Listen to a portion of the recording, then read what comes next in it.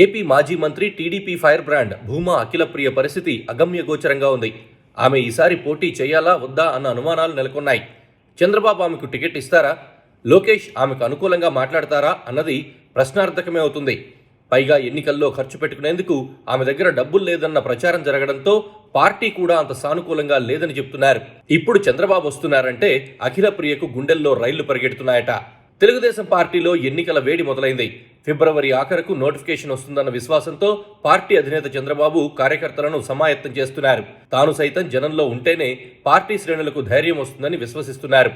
ఇటీవలే ఆయన 3 రోజుల కుప్పం పర్యటన విజయవంతమైంది.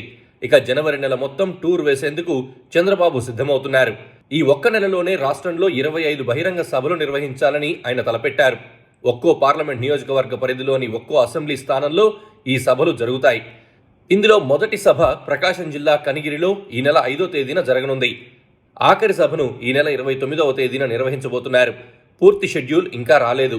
7వ తేదీన ఉమ్మడి కృష్ణా జిల్లా తిరువూరు, గుడివాడ, 9న ఉమ్మడి కర్నూలు జిల్లా ఆళ్లగడ్డ, 11న నరసరావుపేట తదితర ప్రాంతాల్లో సభలు తలబెట్టారు.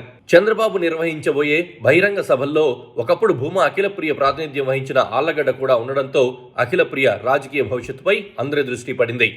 ఆమెకు టికెట్ ఖరారైనట్లేనని చర్చించుకుంటున్నారు. అయితే టికెట్పై అఖిలప్రియకి అనుమానాలున్నాయని కూడా చెప్తున్నారు.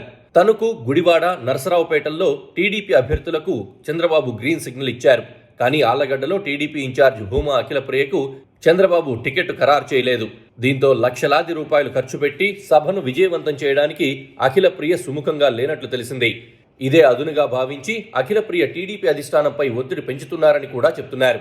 తనకు టికెట్ ఖరారు చేస్తే 9వ తేదీన నిర్వహించే సభకు డబ్బులు ఖర్చు పెడతానని ఆమె షరతు విధించినట్లుగా తెలుస్తోంది. 3 నెలల క్రితం నంద్యాలలో చంద్రబాబు సభకు ఇన్ఛార్జ్ భూమా బ్రహ్మానందరెడ్డితో ఖర్చు పెట్టించి ఆ తర్వాత మాజీ మంత్రి ఎన్ఎండి ఫరూక్ టికెట్ ఖరారు చేసిన విషయాన్ని అఖిలప్రియ గుర్తు చేస్తున్నారు.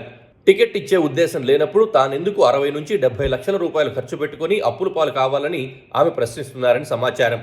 ఇప్పటికే ఆమెకు విపరీతంగా అప్పులున్నాయని ఉమ్మడి కర్నూలు జిల్లాలో టాక్ నడుస్తోంది. ఆళ్లగడ్డ మీటింగ్పై అఖిలప్రియ కామెంట్స్ నేరుగా నారా లోకేష్కు చేరినట్టు తెలుస్తోంది. పరిస్థితిని ఆయన వాకపు చేశారు.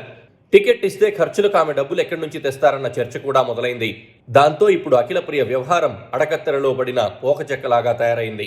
అఖిలప్రియ అనుచరులు మాత్రం అప్పులకు టికెట్కు సంబంధమేంటని ప్రశ్నిస్తున్నారు. ఎవరితోనైనా గేమ్ ఆడించొచ్చు కానీ భూమా ఫ్యామిలీతో కుదరదని వాళ్ళు చెప్తున్నారు. అయితే ఆళ్లగడ్డ సీటును పొత్తు భాగస్వామికిస్తే ఎలా ఉంటుందన్న చర్చ కూడా టీడీపీ వర్గాల్లో వినిపిస్తోంది.